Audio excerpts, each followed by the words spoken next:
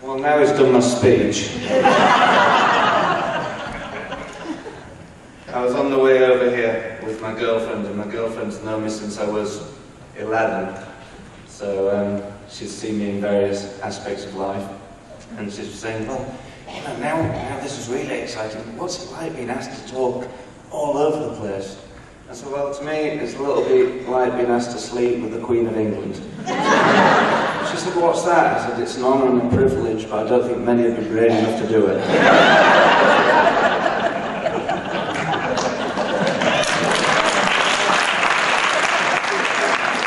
That's a good start, because I was actually on the phone to one of my colleagues that I do a lot of this sort of thing with. Jeff Billington is an Olympic surgeon from Britain. And he rung me up, and he's a bit of a drinker, and obviously with the time difference, I keep getting him a little bit at the wrong end of the day. He said, where are you? I said, I'm in America, Jeff. Oh, you're joking. I said, yeah. He said, what are you doing? I said, I'm speaking out there. He went, oh, shit. I said, what do you mean? He said, I've tried that before. They don't have the same sense of humour as us lads. Anyway, I'm here, and I guess the real reason I'm here is because of my background and where I come from. I'm also a little bit of a tumbler in Kentucky. I won't tell you my life story, but my mum and dad were from Yorkshire, and not the nicest end. My dad was a milkman, my mum worked in the hospital, so we're from a pretty normal background. And early on, I told my dad that, I wanted to be this event rider and do all these things that Mark Todd was doing. He says, you want to get in the real world, lad? I said, what do you mean get in the real world? He said, people like you don't do that. I said, no, right. So I'm not going to be a milkman. So that was his first disappointment. We went to various yards because the farm at home wasn't really accommodating to that many horses, despite my dad having horses around. It wasn't going to be a professional setup, so from a young age he wanted to take me around as many professional yards as possible to try and put me off. The first one was actually in Ireland, where he posted me to, and they said, we were having this discussion about me having no money and all this business, and they said, you need 2 or 3 things to make it in eventing. They said, talent, and then a huge dedication, or huge money. So I rang my dad, and he says, well, hope you've got 2 of them, because I certainly haven't got the bloody 3rd. School didn't really happen that much. My mum was very education orientated. My dad luckily wasn't too keen. So it was quite often that Oliver would go to registration at 9 o'clock in the morning, be dropped off by his mum to make sure I actually went, register, run under the subway, back onto the main road where my dad would be waiting. Mum went to work at the hospital, we went to Weatherby horse sales. I had loads of money riding screwballs round the ring whilst they were being auctioned off.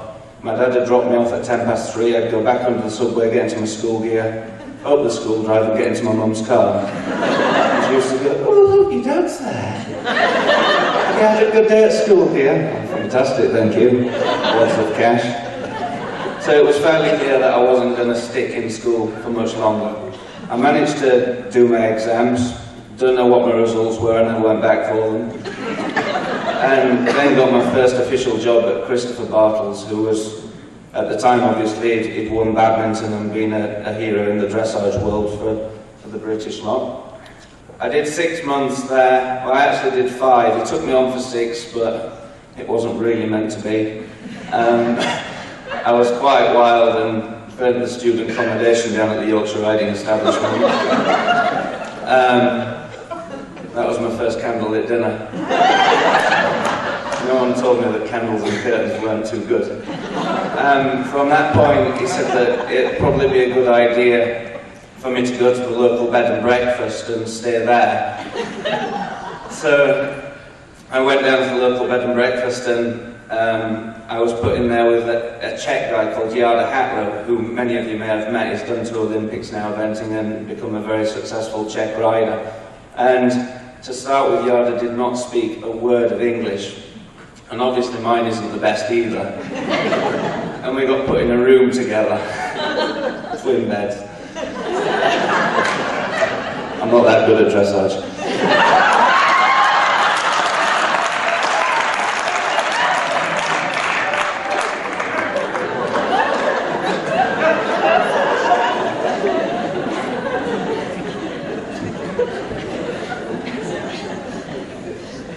I do jugs of gin like that in England. Me and Yarda got on well. I taught him English. He's still got a Yorkshire twang now. But we decided that we had one thing in common. We were both serious workers. We loved working with the horses. The other thing we had in common, neither of us had much money. So, I don't know why I'm looking at that piece of paper. I'll get rid of that. So we decided that the third thing in common was we both liked a little bit of a drink.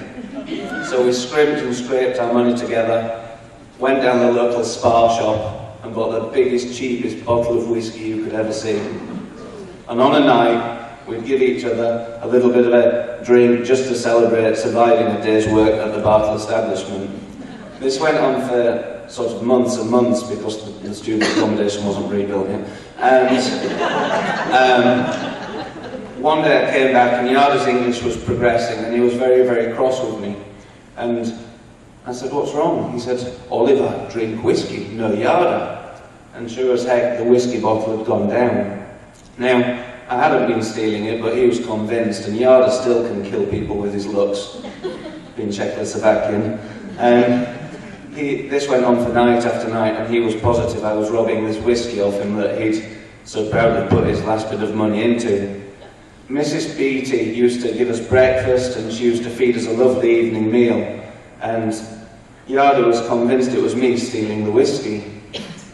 In the end I came back one day and the whiskey was nearly gone and Yarda was in floods of tears laughing. I said, "What have you done?" He said, "Yarda's going to cue a thief." I said, "Yarda, what have you done?" "Yarda, we in whiskey bottle."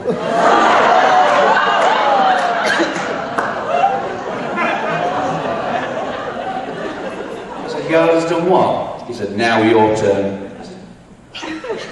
"Really? Now?" So I got my, well, I don't need to get graphic. And topped the whiskey bottle up, and then he gave it a shake. The whiskey bottle.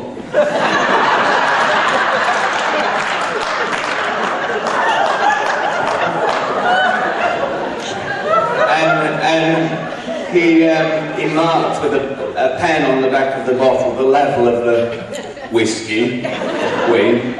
He marked that on the back of the bottle and he said, "We see now whether thief like whiskey." So anyway, I went off to work the next day, worked as hard as I could all day, came back. Yarda got back before me again, floods of tears with laughter. I said, "Oh no, what's happened?" He said, "Yarda, no cue thief. Thief like whiskey." And sure as hell, this whiskey bottle had gone down another 2 inches. This happened again and again and again. And in the end, I was about to be sick, so I got home early one day and threw the whiskey bottle away. He went mad. Anyway, our time came to the end at Mrs. Beattie's bed and breakfast, and we packed our bags.